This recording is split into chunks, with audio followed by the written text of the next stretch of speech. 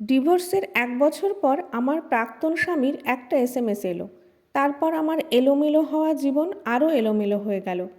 তার ছোট্ট একটা এসএমএস আমাকে এত আঘাত করবে ভাবতেও পারিনি। রাত ৩টেয় সে আমাকে এসএমএস করলো, তোমাকে ছেড়ে আমি আমার জীবনের সবথেকে বড় ভুল করেছি, পারলে আমাকে ক্ষমা করে দিও। তার ৫ মিনিট পর আর একটা এসএমএস এলো। তাতে লেখা ছিল, আশা, আমি আমার মায়ের কথায় তোমাকে অনেক ভুল বুঝেছিলাম, তোমাকে ছেড়ে দিয়েছিলাম। এখন হাড়ে হাড়ে টের পাচ্ছি তোমার শূন্যতা।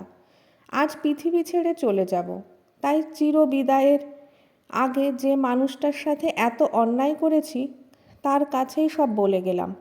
ফোনটা নীরব হয়ে গেল। আমি ঘুমের ঘরে এসএমএসগুলো দেখে চোখটা খুলে ভালো করে পড়লাম। বুঝতে পারছিলাম না কি করব। মানুষটা ডিভোর্সের আগে বলেছিল, তুই আমাকে কল বা এসএমএস দিলে আমি আমার মরা মুখ দেখবি। সুন্দর একটা সংসার ছিল আমার।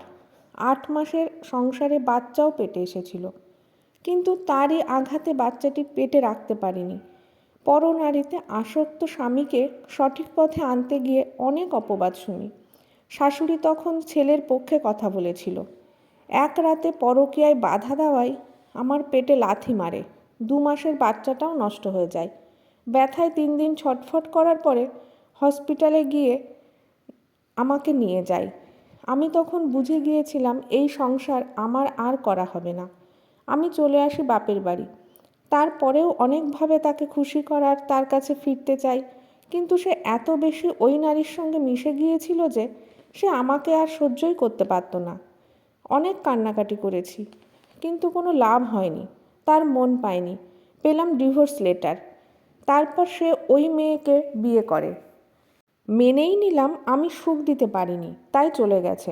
তাহলে এতদিন পরে এরকম মেসেজ কেন? কেন সে এমন মেসেজ আমাকে দিল?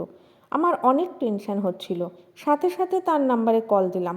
টানা কল হচ্ছিল, কিন্তু রিসিভার হয়নি। বুকের ভেতরটা কেঁপে উঠল।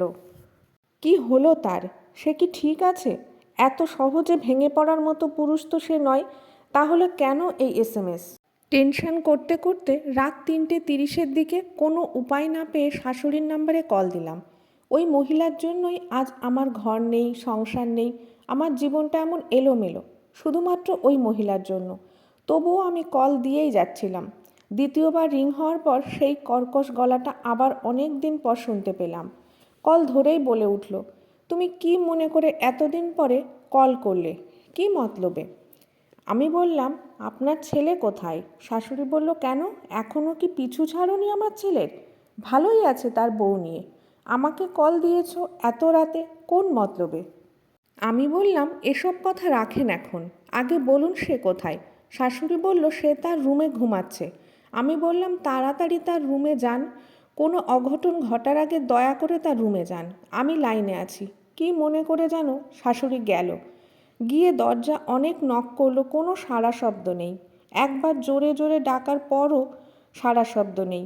তখন শাশুড়ি ভয় পায়। তখন অনেক রাত, সবাই ঘুমায়।